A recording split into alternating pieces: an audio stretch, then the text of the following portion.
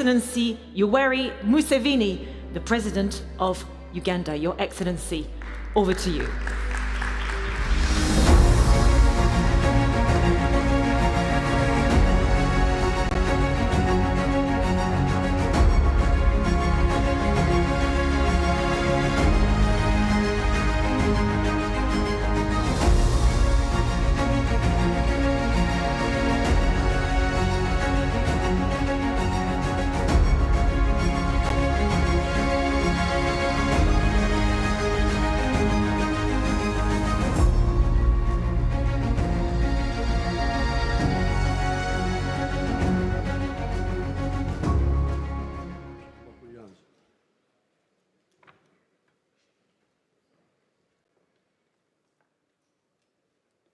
Your Highness, the Crown Prince, Your Excellencies, the heads of state who are here, ladies and gentlemen in the audience, and leaders of delegations. First of all, I want to thank His Excellency, President of the UAE, for inviting me a number of times and coming here with my delegation to participate in discussing these global issues. The topic I was given was transforming Uganda in a rising East Africa. Uganda has got a population of 46 million people and is part of the East African community with a combined population of 300 million people, all of whom are part of the CFTA, the Continental Free Trade Area of Africa, with a combined population of 1.4 billion people. Until 1900, Uganda was part of Africa that had limited direct linkages with outsiders. Indeed, the first non-black person to come to Uganda was an Arab man from Zanzibar, known as Ibrahim. At that time, our economy was pre-industrial, pre-capitalist, and pre-socialist, and traditional. The traditional African economy of that area was based on subsistence agriculture with quite a spectrum of artisan skills, such as blacksmith, carpentry, ceramics, etc. In the 70 years the British were in Uganda, typical of the colonies, they created a small enclave economy of the 3 C's and 3 T's. Enclave economy meant a small island of money economy surrounded by a sea of underdevelopment and moneylessness. The 3 C's were coffee, cotton, and copper, and the 3 T's were tea, tobacco, and tourism. By 1962, that is independence time, only 9% of the homesteads were in this small money economy. Owing to the wrong politics of the political actors, Uganda soon entered a period of crisis. In 1971, an illiterate colonial sergeant, Idi Amin, came into power. He ruined the small enclave economy by making many mistakes, including the expulsion of our immigrant Asian community of 80,000 that had been a part of the entrepreneurial class. By 1986, only coffee of the 3 Cs was surviving, and only tobacco of the 3 Cs was still kicking. Since that time, we have gone through 5 phases as follows. 1, bring back part of the small island of the 3 Cs and 3 Ts. 2, expand the island, more coffee, more tea, more tourism. 3, diversify the economy by commercializing new products such as fruits, bananas, fish, dairy products, beef, sugar, cassava, leather, wood products, etc. 4, add value to some of the raw materials such as textiles, dairy products, sugar, so that you produce finished products. 5, enter the knowledge economy by producing products of the intellect, such as automobiles, vaccines, etc. However, to go into the 5 phases, apart from peace, you need infrastructure and a skilled and healthy population. We have therefore invested in electricity generation, roads constructions, building schools and health centers.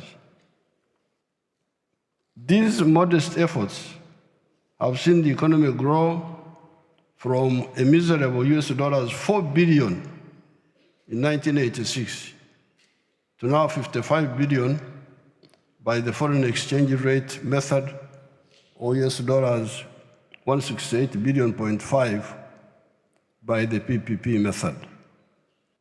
We are not satisfied with this. Much of this $55 billion is raw materials. By merely adding value to a spectrum of these raw materials, such as coffee, cereals, minerals, etc., we intend to grow the economy to $500 billion in the coming few years.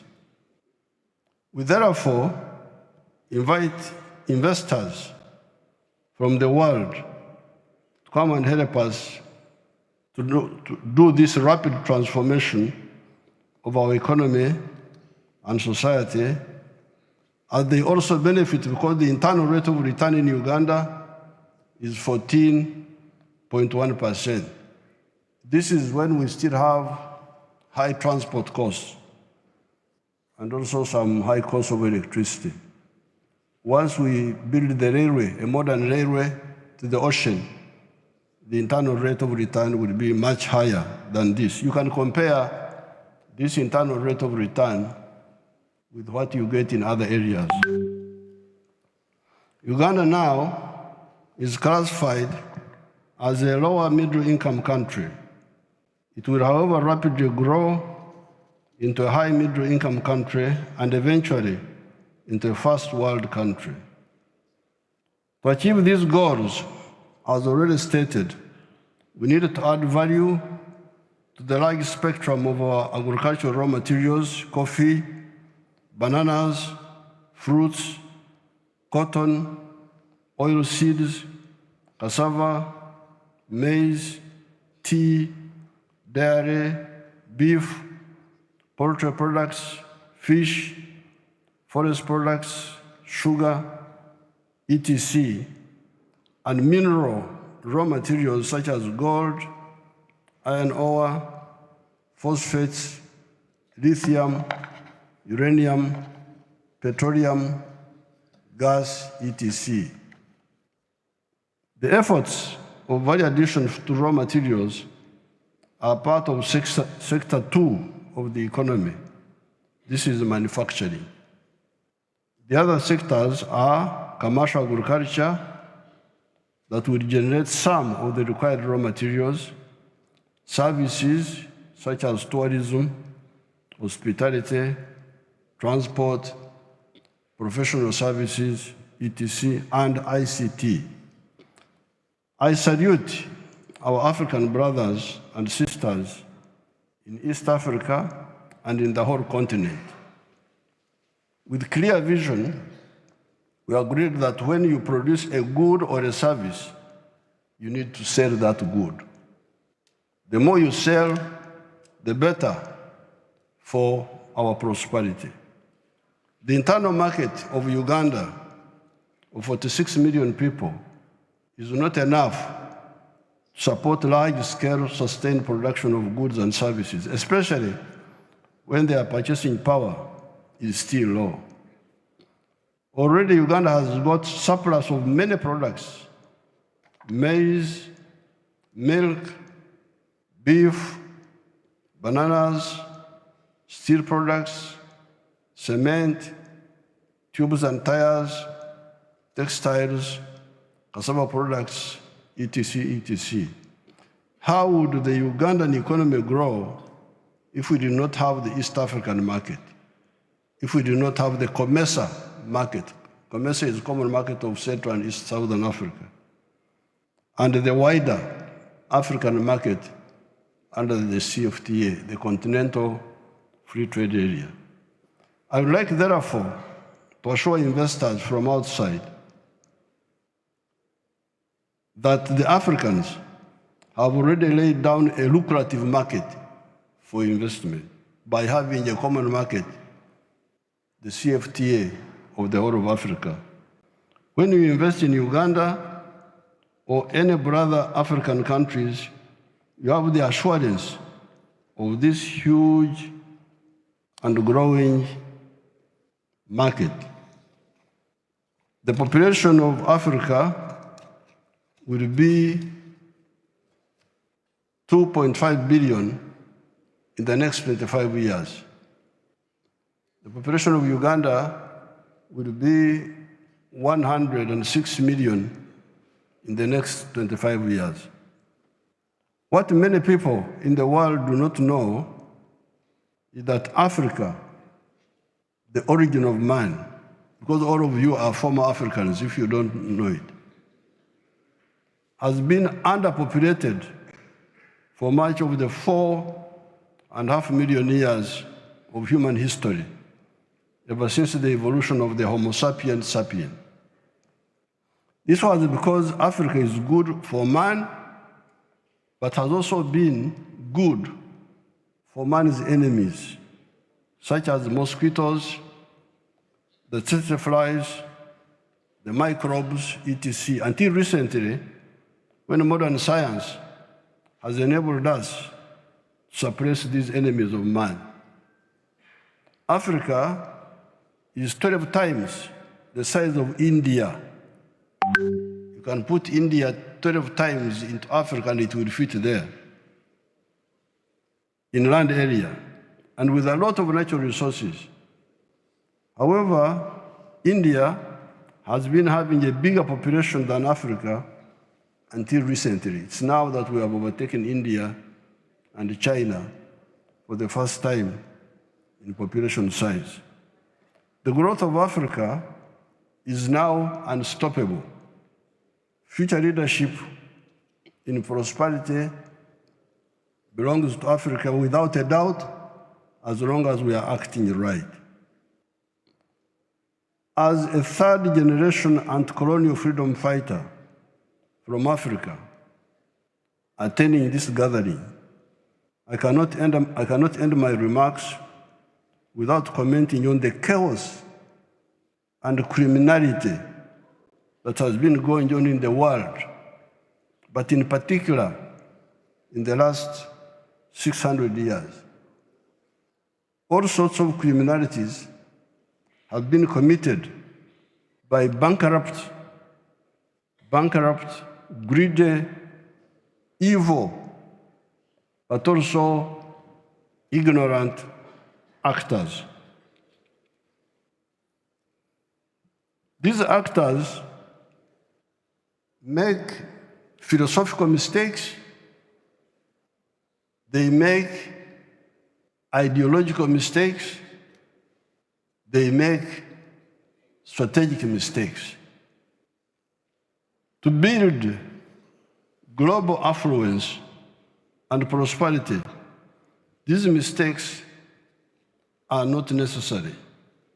That's why I want to congratulate the UAE, especially the founder, Sheikh Zayed, for his vision of win-win vision. We are tired of the parasitism of some of the actors. And that's why we say they are ignorant. Because if you are not fair, people will resist you. And that's what Africa did. And I am here as a third generation leader, fighter of Africa. The first generation was in 1912, when the ANC of South Africa was founded, to fight colonialism. People had colonized us. Imagine colonizing Africa. What are you thinking properly or what? You leave your home, you come to my home. That was the first generation, 1912. The African National Congress was founded in South Africa. The second generation are in the 1940s. People like Nkrumah, Mwalimu Nyerere, Jomo Kenyatta, many other leaders. And we are the third generation, we who came in the 1960s. So therefore, we are saying that these endless philosophical, ideological, strategic mistakes are not necessary. The world can be very prosperous when we work together in a win-win way. That's why I salute Sheikh Zayed for from what I have heard. We did not know much about the UAE. In the 1960s, we were working more with North Africa, with Egypt, Nasser, with Algeria. Gaddafi had come, Libya. Then I went to fight Idi Amin from 1971. When I came back, I heard of a place called Dubai. I have never heard of Dubai. People are coming to Dubai to buy things from Uganda. They were no longer going to UK. I did not come here until 2014 when some of my people linked me with you. So I'm very happy to know the good work of Sheikh Zayed, the one of win-win approach. I congratulate you on that. The mistake makers compare the victims to resist, and hence the victims, the conflicts. There should be a forum to discuss this squandering of human potential by parasites. We believe in win-win solutions to human problems. I thank everybody.